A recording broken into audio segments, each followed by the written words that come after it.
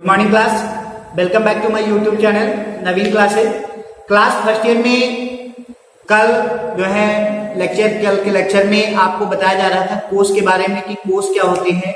तो थोड़ा सा आपको रिकैप करा दे रहे हैं या सेल क्या होता है, कोर्स किसे कहते हैं, कोर्स क्या होता है। तो क्या बताएंगे कि नाभिक के चारों ओर का वह क्षेत्र जिसमें क्या होते हैं इलेक्ट्रॉन चारों ओर चक्कर लगाते हैं उसे हम क्या कहते हैं, कोष कहते हैं। उसे क्या कहते हैं, कोष कहते हैं। अर्थात क्या बताया था, माना जो है ये क्या है, कोई नाभिक है तो इलेक्ट्रॉन क्या करते हैं इसके चारों ओर चक्कर लगाते हैं, इसी को हम क्या कहते हैं, कोष कहते हैं। ठीक है। इसके बाद में क्या बताएंगे कि कोषों को जो है क्रमशः के, एल, एम, एन या आगे डॉट डॉट करके प्रदर्शित किया जाता है। तो इसके बाद में क्या बताएंगे, ये क्या है, कोई नाभिक है तो पहला कोष क्या हो जाएगा, के हो जाएगा, दूसरा कोष एल हो जाएगा, तीसरा कोष एम हो जाएगा और चौथा कोष क्या हो जाएगा, एन हो जाएगा। तो आप बताएंगे कि कोषों को जो है के, एल, एम और एन से प्रदर्शित करते हैं। आगे बताएंगे कि परमाणु में किसी ऑर्बिटलों का कोष जो है उसकी मुख्य क्वांटम संख्या एन के द्वारा प्रदर्शित करते हैं। क्या बताएंगे कि परमाणु में किसी ऑर्बिटलों का जो कोष होता है उसकी मुख्य क्वांटम संख्या एन के द्वारा प्रदर्शित किया करते हैं। अर्थात अगर n बराबर 1 होगा तो जो कोष होगा वो कौन सा कोष होगा, k कोष होगा। कोष कौन सा होगा, k कोष होगा, मतलब पहला कोष होगा। अगर n बराबर 2 होगा तो कोष कौन सा होगा, n होगा। अगर n बराबर 3 होगा तो कौन सा कोष होगा, m कोष होगा। अगर n बराबर 4 होगा तो कोष कौन सा होगा, n कोष होगा। क्लियर हो गई बात। ये क्या बताया गया कि नाभिक के चारों ओर का वह क्षेत्र जिसमें क्या होते हैं इलेक्ट्रॉन चारों ओर चक्कर लगाते हैं उसे हम कोष कहते हैं। आगे बताएंगे कि कोषों को जो है क्रमशः के, एल, एम और एन से प्रदर्शित किया जाता है। इसके बाद में बताएंगे कि परमाणु में किसी ऑर्बिटलों का कोष जो है उसकी मुख्य क्वांटम संख्या एन के द्वारा प्रदर्शित करते हैं। अगर n बराबर 1 है तो k कोष हो जाएगा, n बराबर 2 है तो l कोष हो जाएगा।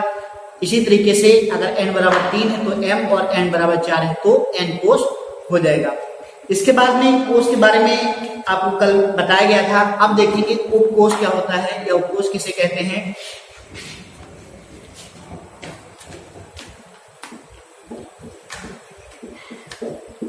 तो उपकोष में क्या बताएंगे कि उपकोष जो है वो कोष के अंदर पाए जाते हैं। जो उपकोष होते हैं वो कोष के अंदर पाए जाते हैं। आगे बताएंगे इन्हें जो है एस, पी, डी और एफ से प्रदर्शित करते हैं।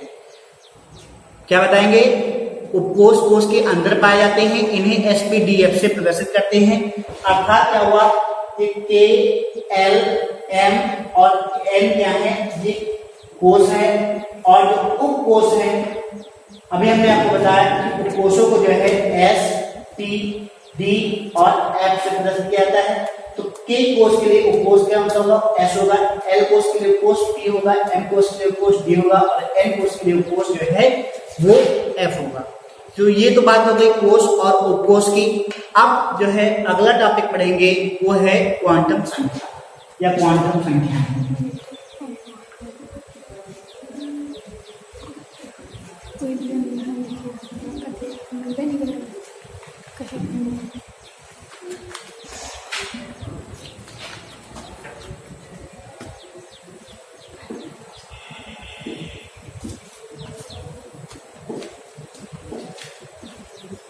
क्वांटम नंबर या क्वांटम संख्याएं, तो क्या बताएंगे क्वांटम संख्याएं क्या होती हैं। तो वह संख्याएं जिनके द्वारा इलेक्ट्रॉन के कोष, उपकोष, दिशा आदि का निर्धारण किया जाता है उन्हें हम क्या कहते हैं, क्वांटम संख्याएं कहते हैं।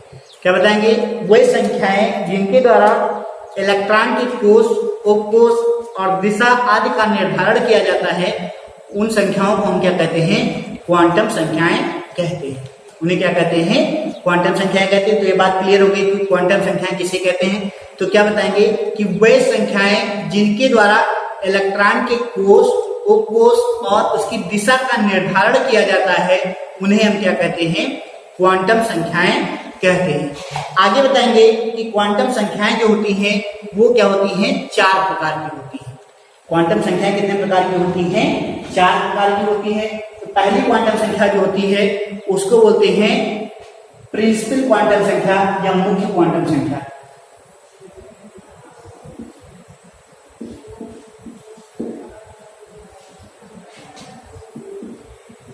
प्रिंसिपल क्वांटम नंबर,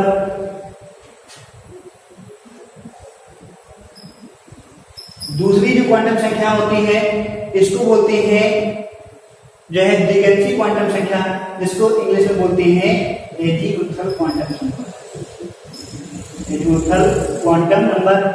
तीसरी जो क्वांटम संख्या होती है जिसको बोलते हैं मैग्नेटिक क्वांटम नंबर अर्थात चुंबकीय क्वांटम संख्याएं। और जो चौथी जो क्वांटम संख्या होती है जिसको बोलते हैं चक्रण क्वांटम संख्या, जिसको इंग्लिश में बोलते हैं स्पिन क्वांटम नंबर। मतलब कि सबसे पहले आप क्या बताएंगे, क्वांटम नंबर के बारे में बताएंगे। तो इसमें क्या बताएंगे कि क्वांटम संख्या वह संख्या होती हैं जो किसी इलेक्ट्रॉन के कोष, उपकोष और उसकी दिशा का निर्धारण करती हैं, या दूसरे शब्दों में कह सकते हैं कि वह संख्या जिनके द्वारा इलेक्ट्रॉन के कोष, उपकोष और दिशा आदि का निर्धारण किया जाता है उन्हें क्वांटम संख्या कहते हैं। उसके बाद में बताएंगे क्वांटम संख्या 4 प्रकार की होती है, मुख्य क्वांटम संख्या, द्विगंशी क्वांटम संख्या, चुंबकीय क्वांटम संख्या और चक्रण क्वांटम संख्या। ये क्या हो गया, इनके प्रकार हो गए, ये 4 प्रकार की होती है, मुख्य क्वांटम संख्या, द्विगंशी क्वांटम संख्या, चुंबकीय क्वांटम संख्या और चक्रण क्वांटम संख्या। अब जो है हम एक एक के बारे में पढ़ेंगे। तो सबसे पहले पढ़ेंगे जो है मुख्य क्वांटम संख्या क्या होती है या प्रिंसिपल क्वांटम नंबर क्या होती है। तो हेडिंग डालेंगे मुख्य क्वांटम संख्या और देखेंगे मुख्य क्वांटम संख्या क्या होती है।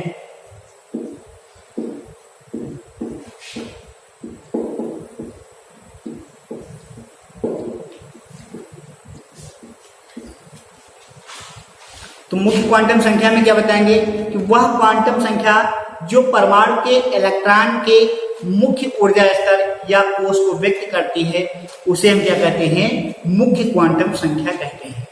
क्या बताएंगे, वह क्वांटम संख्या जो परमाणु के इलेक्ट्रॉन के मुख्य ऊर्जा स्तर को प्रदर्शित करती है। क्या बताएंगे, वह क्वांटम संख्या जो किसी परमाणु के इलेक्ट्रॉन के जो है मुख्य ऊर्जा स्तर को या जो है उसके मुख्य कोष को जो है व्यक्त करती है उसे हम क्या कहते हैं, मुख्य क्वांटम संख्या कहते हैं। आगे बताएंगे कि मुख्य क्वांटम संख्या को n से प्रदर्शित करते हैं। किसे प्रदर्शित करते हैं, n से प्रदर्शित करते हैं। n का मान जो है वो इसे किसे प्रदर्शित करेंगे, n से प्रदर्शित करते हैं। n का मान जो होता है वो कितना हो सकता है, 1, 1, 2, 3, 4 होता है। अर्थात क्या बताएंगे, आगे जो है आगे बात करके बता देंगे, मतलब आगे भी हो सकता है। अर्थात कहने का मतलब क्या हुआ कि n के जो मान होते हैं वो या तो 1 होगा या 2 होगा या 3 होगा या 4 होगा या आगे ऐसे बढ़ते जाएंगे तो वो इतने मान n के हो सकते हैं। तो जैसे अगर आपसे पूछा जाए कि n बराबर अगर 1 है तो पहला कोष क्या होगा, तो यहां देखेंगे यदि n बराबर 1 है तो पहला कोष क्या होगा, बराबर क्या होगा, k होगा। क्या होगा, k होगा। अगर n बराबर 2 है तो दूसरा कोष कौन सा होगा, m होगा। अगर n बराबर 3 है तो तीसरा कोष कौन होगा, m होगा। इसी तरीके से अगर n बराबर 4 है तो चौथा कोष कौन सा होगा, n होगा। n बराबर अगर 2 है तो दूसरा कोष कौन सा होगा, L होगा। n बराबर अगर 3 है तो तीसरा कोष कौन सा होगा, M होगा। इसी तरीके से n बराबर अगर 4 है तो चौथा कोष होगा वो कौन सा होगा बेटा, n होगा। अर्थात कहने का मतलब क्या हुआ कि n के जो है वैल्यू के ऊपर जो है इनके कोष निर्धारित होते हैं। अर्थात n बराबर 1 है तो k, 2 है तो L, 3 है तो M, 4 है तो n होगा। अगर n बराबर 5 है तो n के बाद में o हो जाएगा, क्योंकि आगे डाट डाट करके बताया गया। तो ये तो बात हो गई मुख्य क्वांटम संख्या की, जिसमें आपको बताया गया कि वह क्वांटम संख्या जो किसी परमाणु के इलेक्ट्रॉन के मुख्य ऊर्जा स्तर को व्यक्त करती है उसे मुख्य क्वांटम संख्या कहते हैं। इसे n से प्रदर्शित करते हैं। n के मान 1, 2, 3, 4, डाट डाट डाट आगे हो सकते हैं। अर्थात कहने का मतलब क्या हुआ, यदि n का मान 1 है तो k, 2 है तो L और n बराबर 3 है तो तीसरा कोष कौन सा होगा, m होगा, n बराबर 4 है तो चौथा कोष n होगा। इसी तरीके से आगे आप बढ़ते जाएंगे। तो इस तरीके से ये मुख्य क्वांटम संख्या हो गया। अब देखेंगे दूसरा जो इसका पार्ट है वो है द्विगुणित क्वांटम नंबर या एजीमुथल क्वांटम नंबर।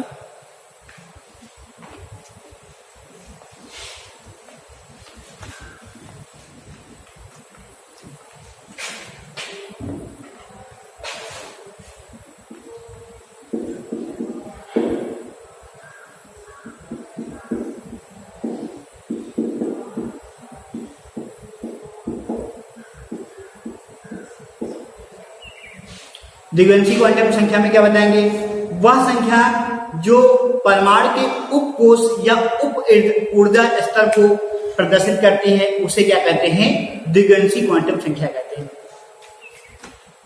यह मुख्य क्वांटम संख्या में क्या था, वो इलेक्ट्रॉन के मुख्य ऊर्जा स्तर को व्यक्त करती थी, उसे हम जो है क्या कहते थे, मुख्य क्वांटम संख्या कहते थे। द्विगुणित क्वांटम संख्या में क्या बताएंगे कि वह संख्या जो परमाणु के उपकोष या उप ऊर्जा स्तर को प्रदर्शित करता है उसे हम क्या कहते हैं, द्विगुणित क्वांटम संख्या कहते हैं। आगे बताएंगे कि द्विगुणित क्वांटम संख्या को जो है L से प्रदर्शित किया जाता है। इसे कैसे प्रदर्शित करते हैं, L से प्रदर्शित करते हैं।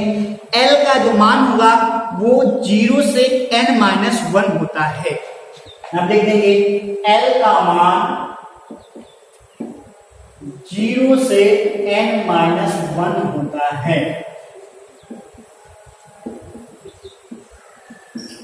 क्या बताया गया, L का मान 0 से n-1 होता है।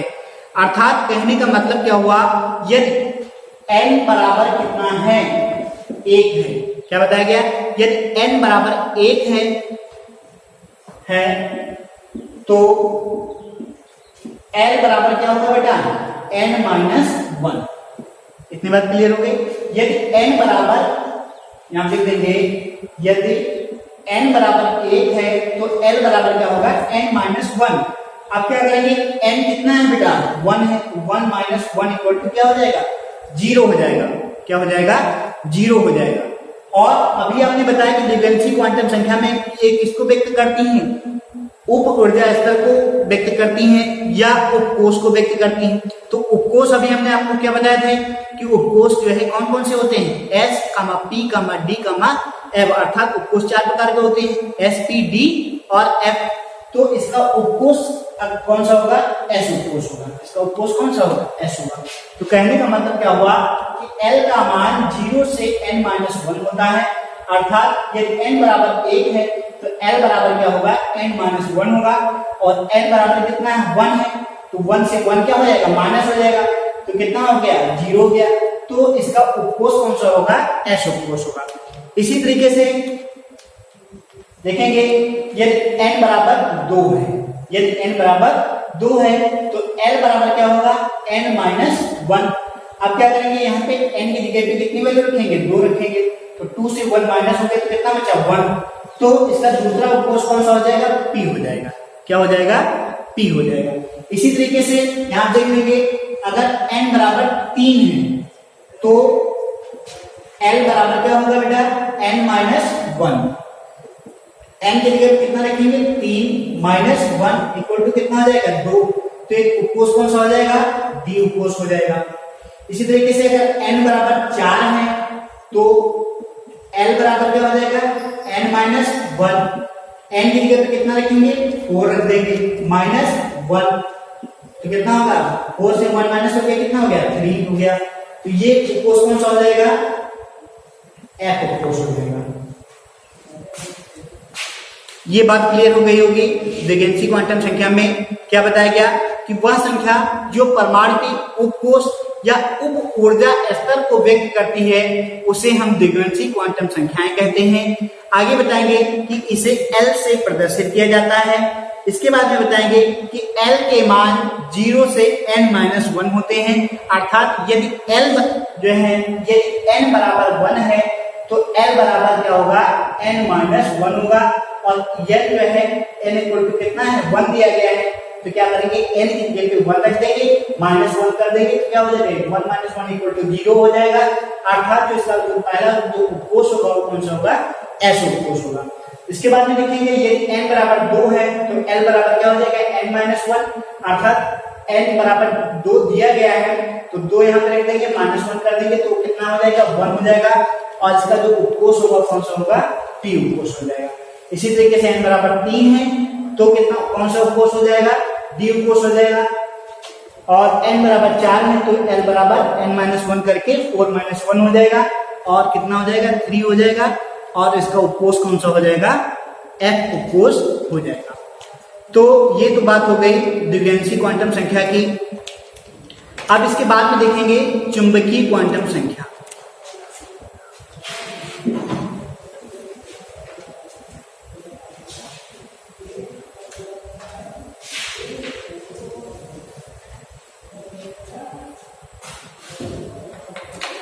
चुंबकीय क्वांटम संख्या में क्या बताएंगे,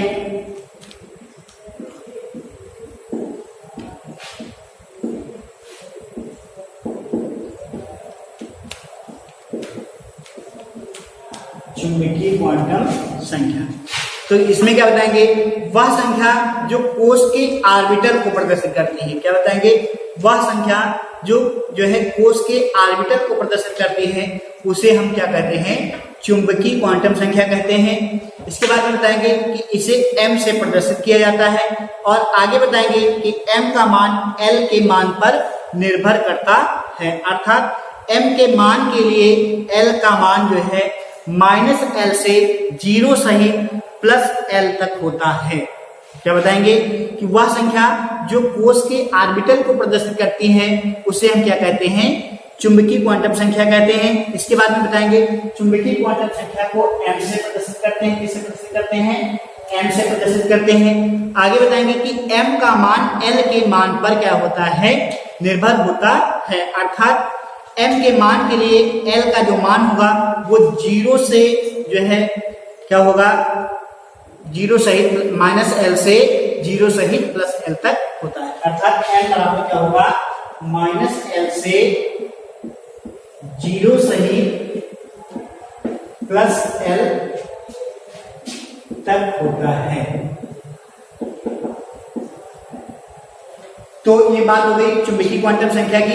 क्या बताएंगे चुंबकीय क्वांटम संख्या में कि वह संख्या जो कोष के ऑर्बिटल को प्रदर्शित करती है, जो परमाणु के जो है क्या होते हैं, कोष के ऑर्बिटल को प्रदर्शित करती है उसे चुंबकीय क्वांटम संख्या कहते हैं। इसे m से प्रदर्शित किया जाता है। आगे बताएंगे m का मान l के मान पर निर्भर होता है।